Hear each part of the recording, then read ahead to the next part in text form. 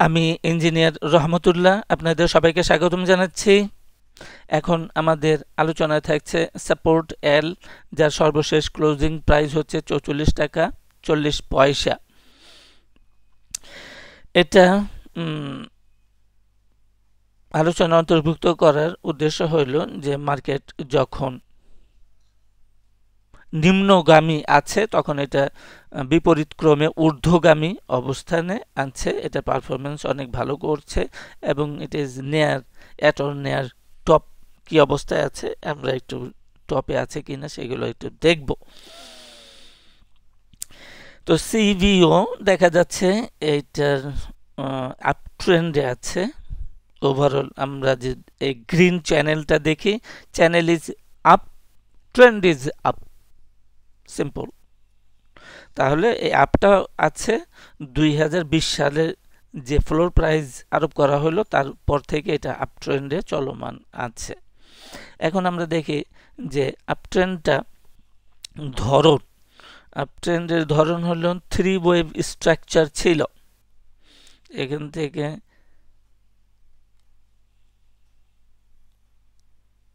এ 5 wave structure, 3 ABC correction, দেন আরেকটা 5 wave structure 535 zigzag pattern, দেন 3 wave স্ট্রাকচারে নেমে আসলো কারেকশন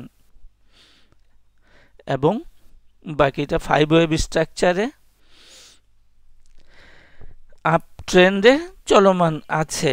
তাহলে আমরা ওভারঅল যেটা পেলাম সেটা হলো যে 3 wave structure up, 3 wave structure down এবং 5 ওয়েভ স্ট্রাকচার আপ।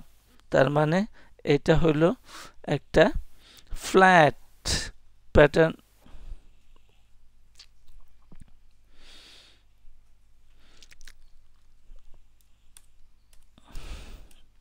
এটা ফ্ল্যাট প্যাটার্ন এবং ওয়েভ ফরমেশন হচ্ছে 3, এ ওয়েভ 3 আছে, বি ওয়েভ 3 আছে, সি ওয়েভে 5 ওয়েভ স্ট্রাকচার হবে। এটা কি করে বুঝলাম? একটা হচ্ছে যে গঠন 3, 3, 5, আরেকটা হলো যে wave B, wave B correction, wave B correction হইতে হইতে এমন পর্যায়ে চলে আসছে যেটা অরিজিন অফ এর খুব কাছাকাছি চলে আসছে। এতে বোঝা যায় যে এটা ফ্ল্যাট, অরিজিন অফ এ ওয়েভের কাছাকাছি চলে এসেছে। সুতরাং এটা হচ্ছে একটা ওভারঅল ফ্ল্যাট কারেকশন ওয়েভ এ।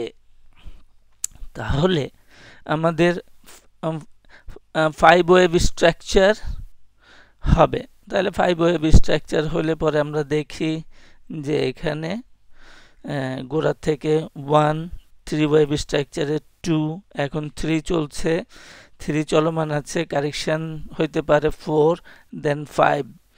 এবং মজার ইস্যু হইল যে যেহেতু আমাদের এটা একটা কারেক্টিভ প্যাটার্ন, ফ্ল্যাট হচ্ছে কারেক্টিভ প্যাটার্ন, সে এই চ্যানেলের ভিতরেই থাকবে আশা করছি এবং সেই ক্ষেত্রে তার ইয়াটা হবে একটা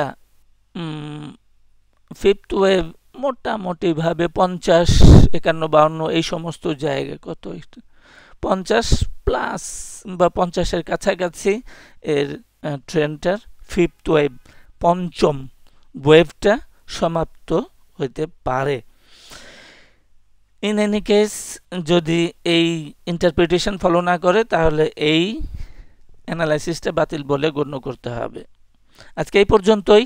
সাথে থাকার জন্য সবাইকে ধন্যবাদ।